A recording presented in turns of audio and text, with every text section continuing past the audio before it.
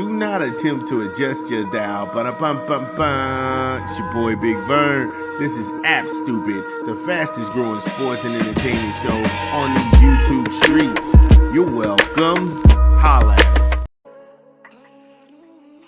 Curtis Blow with my outro blown out. I'm toned out, the frame drunk style stagger like that the wino for black albinos.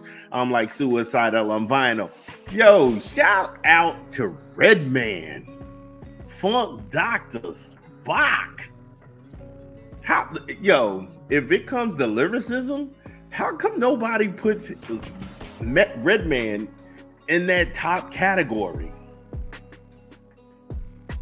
That was crazy. Oh my God. Shout out to Def Squad, Eric Sermon. Shout out to him, Paris Smith, EPMD. We got to do a backspin. Enough about that, though. Let's get back to the sports. That's why you heard. If you just joining us for the first time, welcome. We talked some Alabama football and the SEC. They got humbled. And with the good, with the bad, we got to talk about Louisville, man. Jeff Brom. Flag on the play. And I got to ask this question. Did the coaches from Louisville cost them the game? Now, Louisville, they on a 2-game losing streak. And it's a multitude of things. So let's start with the defensive coordinators.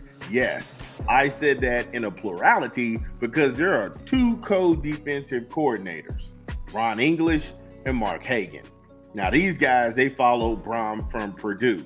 So you can see that Brom is a loyal guy. He wants his guys there. He wants guys he can trust. Hey, look, they already know what I'm looking for. Let's go ahead and dial it up. That's fine. But now, in the last 2 games, that same defense has given up a combined 65 points and 761 yards totally. That's awful. That's atrocious. You can't give up almost 1,000 yards in 2 games? Come on, man. Come on. Bad enough, the last 2 games, you're giving up 65 points.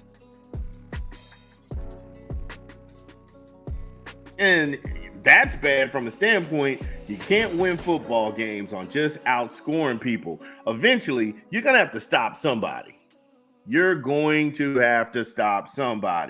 The SMU game felt like a winnable game. Louisville just has to stop giving away these quarters where they surrender 14 to 21 points at the beginning of games. Kevin Jennings was playing like a man possessed and on fire for SMU because he had 1,014 yards, 6 touchdowns, and 1 pick coming into L&N Stadium.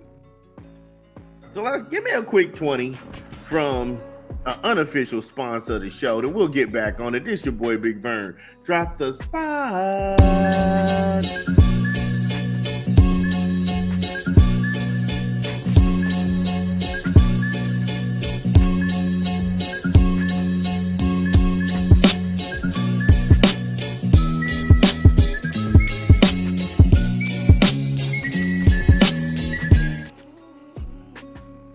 Yeah, Subway, eat fresh, refresh. Order online, download the app, or visit the good folks at your local Subway. Subway, eat fresh, refresh. So when we last left off, we were talking about Kevin Jennings, the quarterback for the Mustangs, rolling into L&N. He was unflappable. It showed through the air and on the ground. The Mustangs put up 190 yards rushing and 329 in the air, collecting 25 first downs, converting third down situations, 5 of 11, and playing clean from a turnovers and fumbles standpoints and holding on to the ball for 25 minutes and 37 seconds. When you're building a comeback, understand this. When you're building a comeback, you can't have mindless penalties. Louisville, 7 penalties for 61 yards and a pick.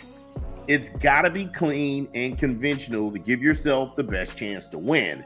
They know this. It's not rocket science. It's not rocket science. You can't gamble when you're behind. You can't experiment when you're in a deficit. You have to go with what works, conventional football. I felt when Louisville was running on the right side of the line, that's when they were making their biggest gains. Now, going into the half, they was down 24-13 in a game they had to have.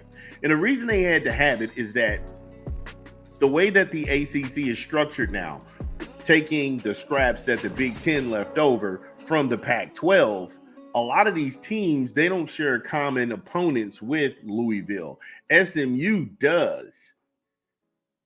And so Louisville having to play Virginia now on a 2-game losing streak on the road, that's got to go ahead and have Cardinal fans some more scratching their head, because you still have Clemson and Miami waiting in the wings. And those are your heavier opponents. Miami's just looking like the team of destiny. Miami is looking like Florida State last year. And I hope it isn't the same repeat kind of performance. Like I said, I hope it's not a musical chair situation.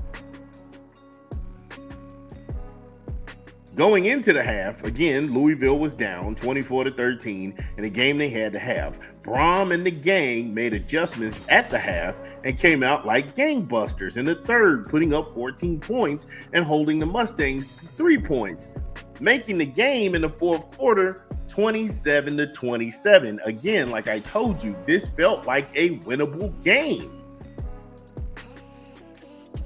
Now, we got a game. Again, we got a game. Both sides not giving an inch, countering every shot back and forth until SMU, they went ahead and drew first blood. They went up 34-27. The Ville starts moving the ball down the field. They get into the red zone, and they couldn't get the first down. Now, you're on fourth down. You're on fourth down. This is a 50-50 thing. If you can pull it off, you're going to be a genius. If you get stopped, you're the biggest bonehead. We'll come back with a quick rap album from one we're promoting this month, and then we'll talk about the decision that was made. This is Big Vern at App Studio. Y'all know what we do, and you know why I'm here. We got another rap album we promoting this month. Dun-dun-dun-dun-dun. Big Sean, out right now in stores. Better Me Than You. Get it where you legally consume music, whether it be Apple Music, Google Play, or Spotify. My personal favorites, Iconic, Typecast, Break the Cycle, It Is What It Is, and many more. Big Sean in stores now. Yeah, shout out to Big Sean, Better Me Than You. It's a great album. Go ahead and get that. Support hip hop. You know we do. It's all we do around here is sports and hip hop. Real quick, shout out to you all who keep on rocking with us, who keep listening, who keep contributing in the comments. We appreciate it. Because of you, we've never had to talk about Garth Brooks. We never had to talk about Puff Daddy. We never had to talk about none of that bullshit.